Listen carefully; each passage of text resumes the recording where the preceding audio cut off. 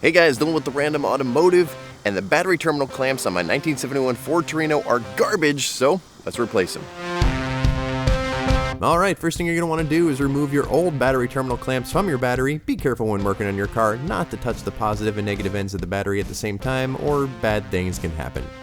After that, it's time to cut the old terminal clamps off your battery cables. You could use snips or wire cutters.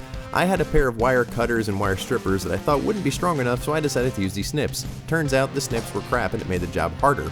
Use the right tool for the right job. I talk about this later on in the video after I learned my lesson.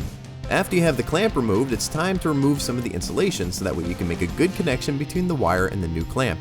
Measure it out or hold it up to the clamp to find out how much insulation you need to remove. You could use an insulation stripper, or you could just be careful and use a knife. The wires on the inside are really thick, so you're not really going to slice through them with a knife. Just be careful.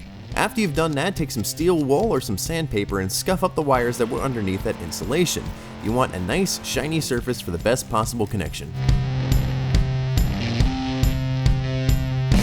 After your wire is nice and shiny, put it in that clamp, tighten it down, and you're good to go. Make sure it's nice and tight because you don't want this rattling out. If you have an auxiliary wire coming off of your main wire like I did for my negative, just add it right on top of the main wire, tighten it down, and you're good to go.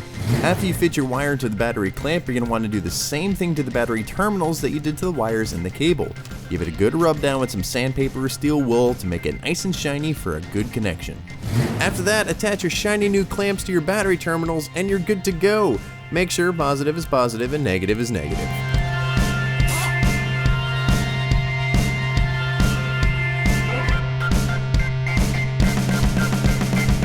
So there you have it, guys, with a few basic tools that you will use for a lot of other stuff, so wise to invest in them. In a few minutes of your time, you could have new battery terminal clamps to your car.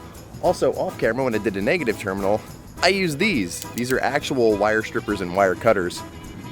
And I didn't think these would make it through the thick wire, so I didn't use them, and I used the snips at first. Well, it turns out the snips are terrible, and this sliced through them like butter. So get yourself one of these. They might be a little expensive, but you'll end up using them a lot, especially if you tinker with cars or just deal with electronics around the house. So these are a great tool to have. So thank you very much for watching, guys. I hope you enjoyed this and learned a little bit something out of it.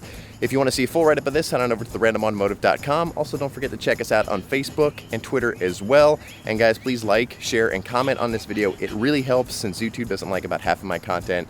Sharing this kind of stuff and liking and commenting really assists with making sure that you guys see some of these good quality videos. Let me know what you want to see next. Thank you very much for watching, guys. Sorry, it's hot.